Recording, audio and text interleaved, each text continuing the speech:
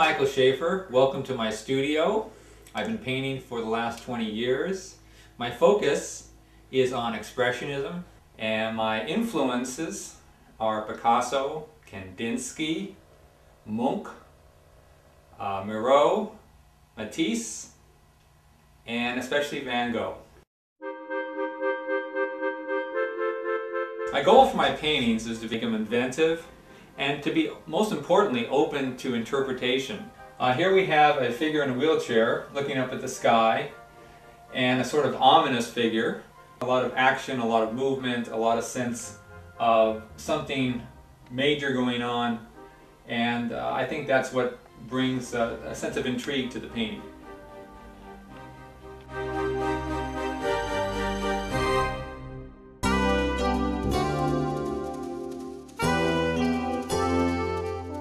Well, this is the first piece of a series called Life's Beginnings. It was sort of an exploratory kind of thing. What I wanted to do was create a sense of drama here through color, and what I'm trying to get across here is a sense of action, but yet a playful action.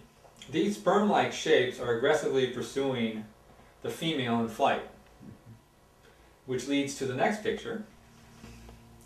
And again, this sense of sort of conflict between shapes, lines and circles. So there's much more interactivity between the forms than in the first piece. There's a confrontation basically going on here between the circles and the lines, or the egg and the sperm. That's where I think it sort of ends here, is where things mesh together to create this conflict but yet resolve into life. Abstract to me is a lot of fun and a lot of freedom, and it gives me the ability to see shapes emerge from chaos and create a sense of order with the chaos that people can relate to.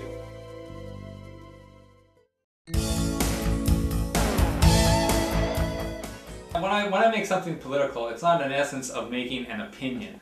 Political to me is a reference to the real world that, from a humane point of view, people can relate to. To me, politics is something of trying to get the upper hand in one form or another, where looking at it from a human point of view as an artist, you're not concerned with who's right and who's wrong. You're only concerned with the event and how that relates to people's dealing with one another. Like this piece, this one happens to be from Katrina, one of the people left behind.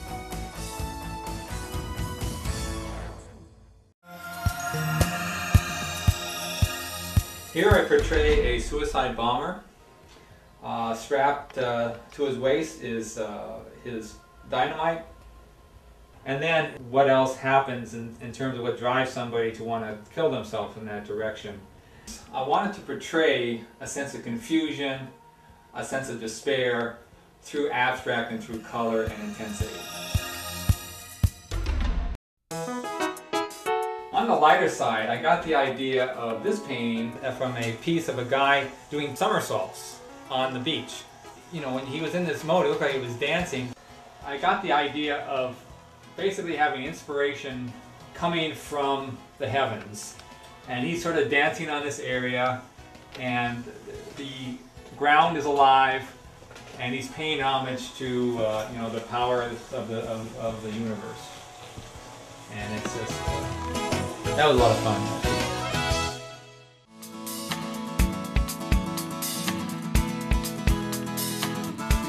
The thing about the stained glass is, first of all, the design of it, and it's a dripping motion that's controlled. The way the process works is I design a layout, and then I go with whoever is going to put the layout together to the glass, or we select the glass, he puts it together, and then I paint it. But I do like the process. It's very original, very different, and I like to make bigger pieces than what I've already done.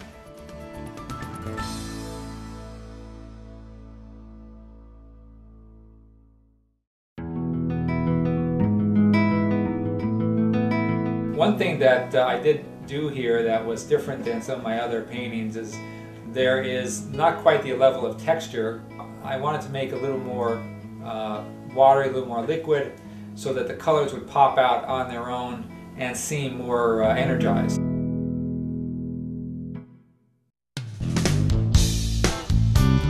What I love about this kind of work is that it creates a total freedom. I started with heavy brush strokes, and then eventually out of the tube, using the scraping to create its own texture.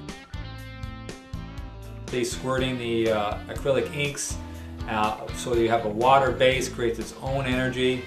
So all these things are things that I really find exciting about painting.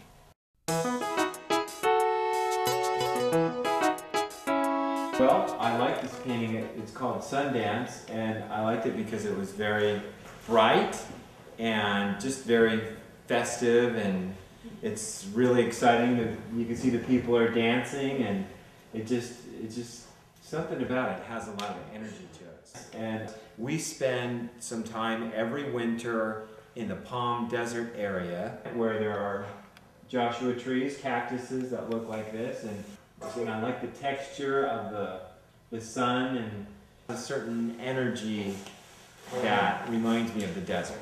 Well, Michael told me the name of it was The Secret, and I'm not sure what he was painting when he painted it, but to me it really represented being a stockbroker. And this guy's kind of listening in, and we do a lot of that. What's going on?